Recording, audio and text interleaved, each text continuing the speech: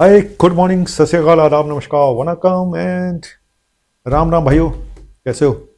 देखो, एक प्रॉब्लम है सो थ्रोट, गले का खराब होना और बार बार होना। बस जब देखो गला खराब ही रहता है ना। गले में खराश होती है, गले में दर्द होता है, ड्राइनेस होती है ना, जिसको सो थ्रोट कहते हैं हम लोग, बेसिकली सो थ्रोट। क्यों होता है गला बार बार खराब? तो आज इसी पे चर्चा करेंगे। चाय पे चर्चा तो नहीं है, छोटी सी चर्चा है, आनंद लीजिएगा। सबसे पहला कारण हो सकता है कि कोई आपको एलर्जी रहती हो, और वो एलर्जी किसी भी चीज़ से हो सकती है, फूड से हो सकती है, जो एटमॉस्फेयर में इतने सारे इरिटेंट्स हैं, पॉल्यूटेंट्स हैं, उनसे हो सकती है। तो कुल मिला के एलर्जीज हो सकती हैं। और जब एलर्जी होती है तो उसमें कुछ और सिम्टम भी साथ में मिलते हैं, जैसे छींकें आती हैं आपको, और आपको रनिंग नोज है, आंखों में खुजली होनी शुरू हो जाती है। तो ये चीज़ें शो करती हैं कि आपको कोई ना कोई एलर्जी है। ठीक है, तो एलर्जी का पता लगाएं, उसका इलाज करें। दूसरा कारण होता है पोस्ट नेजल ड्रिप, यानी कि आपका नजला जो है ना वो पीछे गिरता है। ठीक है, और एक्सेस म्यूकस बनता है। उसकी वजह से भी बार बार जब ये नजला पीछे गिरेगा और म्यूकस बनेगा, तो उसकी वजह से भी सो थ्रोट हो सकता है। तो दूसरा कारण है पोस्ट नेजल ड्रिप। तीसरा ये कारण है, कुछ लोगों की नाक की हड्डी बड़ी होती है तो वो मुंह से सांस लेते हैं। जब मुंह से सांस लेते हैं तो ड्राइनेस हो जाती है, और उसके बाद उनको प्रॉब्लम शुरू हो जाती है। सुबह उठते ही सोरनेस लगती है, गले में खराश लगती है, दर्द होता है। और वो सुबह सुबह उठते ही उनको ज़्यादा होती है। जब वो चाय वाय पी लेते हैं या कुछ भी हॉट ड्रिंक वगैरह ले लें तो उसके बाद वो कम हो जाती है। तो ये टिपिकली है कि माउथ ब्रीदिंग है। तो पता लगाएं कि आपका बच्चा कहीं माउथ ब्रीदिंग तो नहीं करता, मुंह से सांस तो नहीं लेता है। जनरली जिन लोगों की हड्डी बड़ी होती है नाक की, उनको ये प्रॉब्लम होती है। चौथा है एसिड रिफ्लक्स, यानी कि खाने का ऊपर आना, गैस्ट्रो इसोफेजियल रिफ्लक्स डिजीज। सुबह उठते ही मुंह में पानी सा आना, और खट्टी डकारें आना, और लगता है गैस बन रही है, खाना यहाँ रखा हुआ है। तो ये जो एसिड है रात को जब ऊपर तक आ जाता है गले में, जब आप लेटते हैं तो एसिड ऊपर चढ़ता है, तो फिर वहां पे ये सो थ्रोट कर सकता है। तो एक पेट की बीमारी भी आपका सो थ्रोट कर सकती है, तो इसका भी ध्यान रखिएगा। और एक रीजन है टॉन्सिलाइटिस।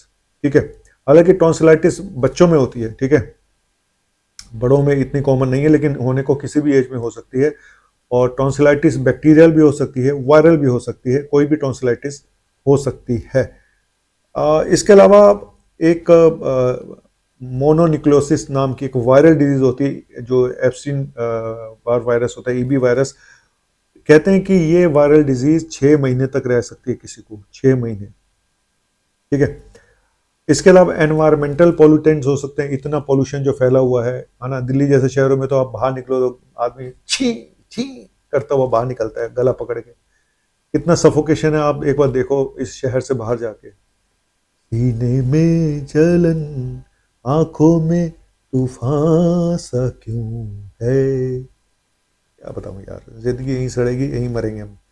स्मोकिंग, ठीक है, जो लोग स्मोक करते हैं उनका भी गला बहुत जल्दी जल्दी खराब होता है। और उनको उसके अलावा गला खराब होने के अलावा उनको अस्थमा भी हो सकता है, ब्रोंकाइटिस भी हो सकती है। तो इसका ध्यान रखिएगा कि अगर आप स्मोक करते हैं तो भाई बंद कर दीजिएगा। अगर गला बार बार खराब हो रहा है तो मतलब स्मोकिंग एक रीज़न हो सकता है। बस मैं यूँ गया और यूँ आया।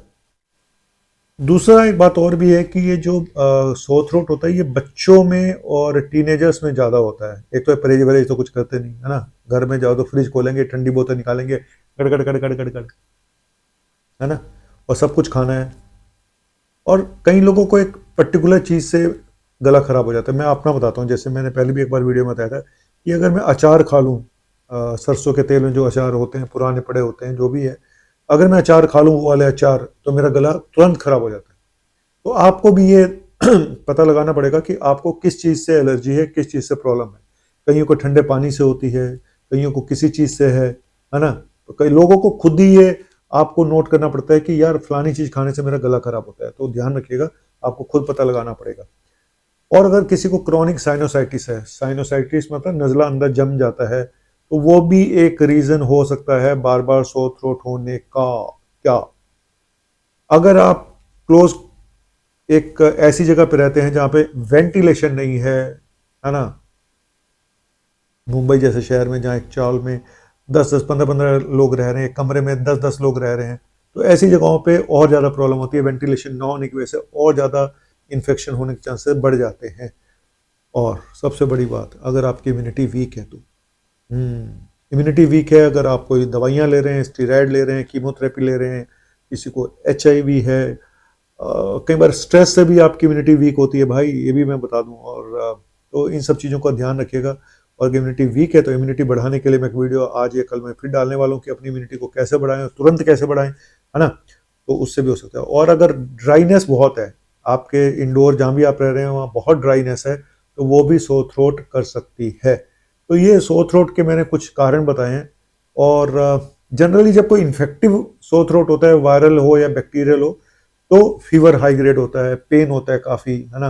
तो ये इन्फेक्शन के, कोई ज़रूरी नहीं होता कि हर बार कोई इन्फेक्शन ही आपका सोर थ्रोट करेगा, ठीक है। ये रीज़न मैंने बताया, इनकी वजह से भी हो सकता है इन्फेक्शन, ठीक है। और तो अगर आपको इनमें से कोई भी रीज़न है तो उस पर वर्क करिएगा। एलर्जी है तो उसके लिए एंटी एलर्जी देनी पड़ती हैं, या फिर आपको ये रूट कॉज पता लगाना पड़ता है एलर्जी का। मैंने जैसे बताया कि मुझे अचार से एलर्जी है, फूड से एलर्जी है, मेरा गला तब खराब होता है, तो मैंने खाना बंद कर दिया। कुछ ना कुछ तो त्याग करना पड़ता है भाई। अगर आपको रीज़न पता चल जाए ना, फिर आप बड़े बेवकूफ़ हो कि आप उस रीज़न से नहीं लड़ पा रहे हो। ज़िंदगी का यही असूल है कि अगर आपको अपनी मुसीबतों का एक कारण पता चल जाए ना, तो उसको हमेशा के लिए ख़त्म करने की कोशिश करो। कुछ कारण ऐसे होते हैं जो हमेशा के लिए ख़त्म नहीं हो सकते, जैसे उसमें एक शादी भी है। अगर मेरी बीवी देख रही होगी तो मुझे माफ़ करना भाई, इस परमानेंट इसका कोई सोल्यूशन नहीं। कुछ लोग तलाक वलाक ले लेते हैं, लेकिन हमारे ऐसे कमज़ोर दिल के लोग बस वीडियो बनाते रहते हैं। Thank you very much.